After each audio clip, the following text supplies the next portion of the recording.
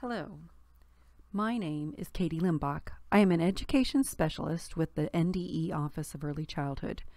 This presentation has three parts that will focus on the importance of play in a quality early childhood program. The first section defines play and discusses research that supports play. The second section focuses on types of play, the role of adults during play, and the play environment. The third section presents ideas for assessment during play and how to observe children during play. What do you think of when you hear the word play? You might remember what you played as a child.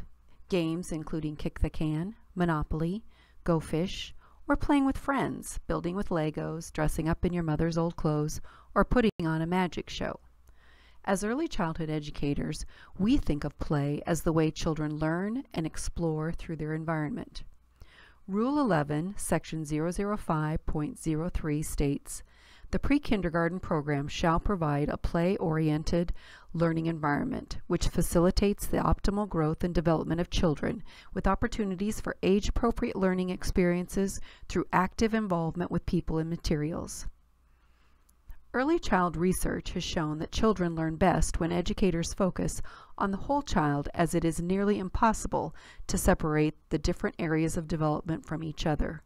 Social skills, cognitive skills, physical skills, and language skills are all used as a child experiments with academic skills such as pre-reading skills or math skills. Active learning through play allows a child to explore the world around her and learn a multitude of skills when supported by a knowledgeable adult.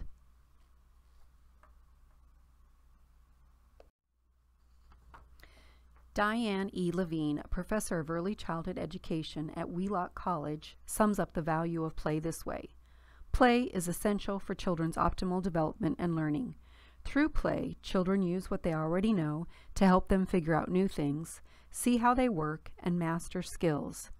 As they do this, children add new social, emotional, and intellectual knowledge and skills to what they already know. When we think of play in this manner, we can fully understand the power of play and what a quality early childhood experience can provide for children.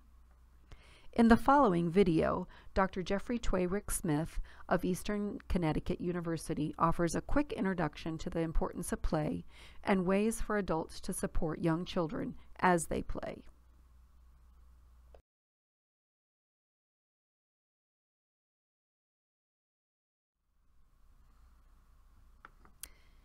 While many people might view play as a chaotic, unplanned activity, Dr. Twayrick-Smith points out the vital role adults have during play.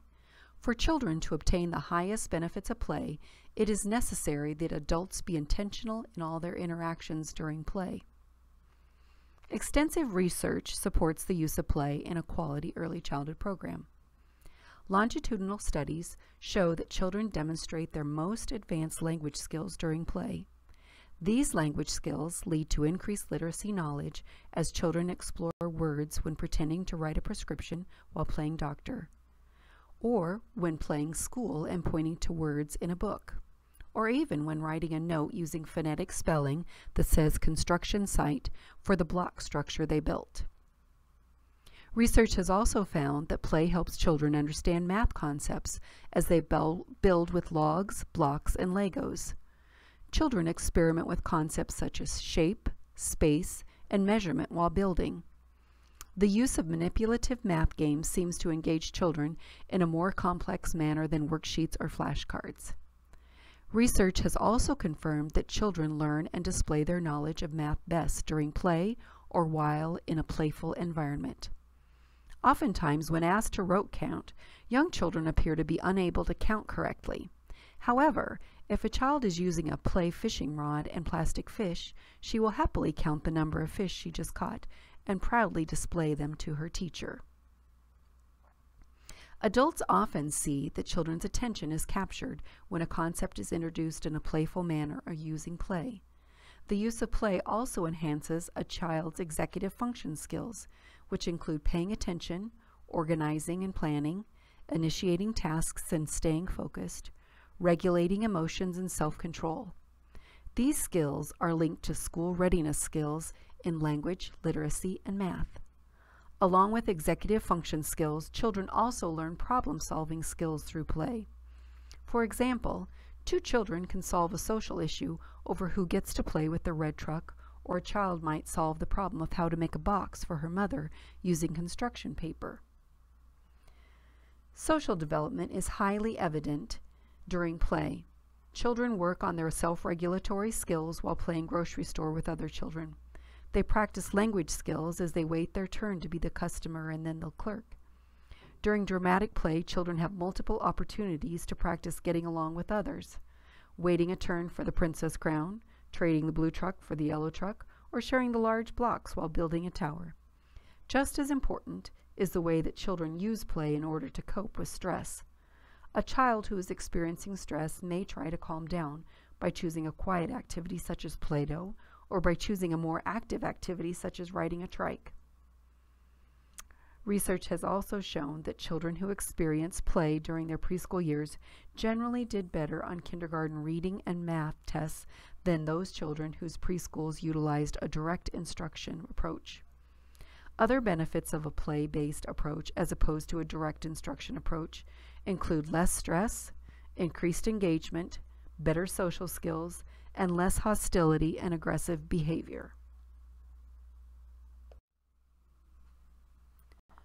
Learning through play can happen in two different ways: teacher-guided play and child-initiated play. Adults should support both kinds of play throughout the day in a thoughtful, intentional manner. Teacher-guided play is the intentional interaction of an adult who guides a child in play to introduce, enhance, or practice a skill. A teacher might decide to introduce the concept of patterns with color counters. The teacher could tell a story about a simple pattern and then watch the children experiment with the concept of patterning. Through observation, the teacher might determine that one child is focusing on sorting by color, while another child is ready to build more complex patterns. The teacher would then provide support to those children based upon her observations rather than her predetermined objective. Teacher-guided play should always be intentional and purposeful, as well as engaging the child in a playful manner.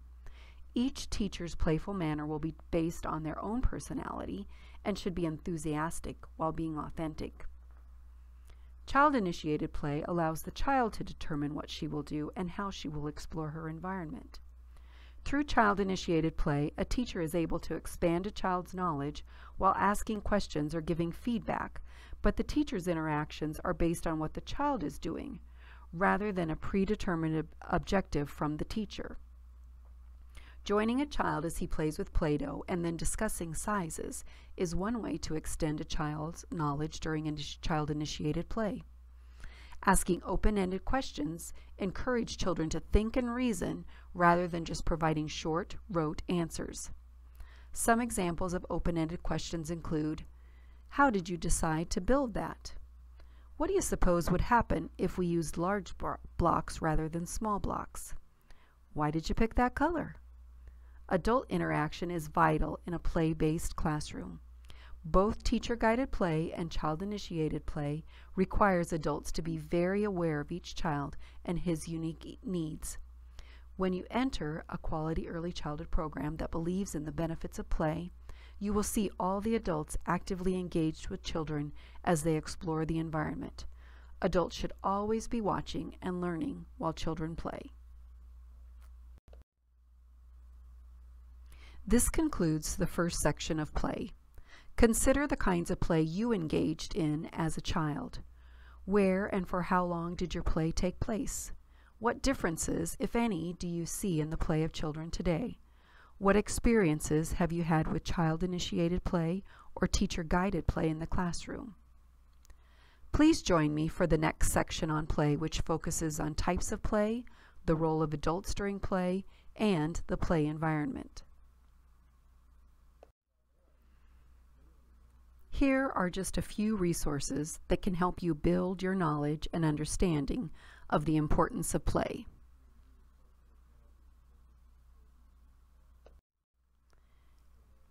Thank you for your time and attention, and thank you for the work you do to provide a quality early childhood experience for the children in your program.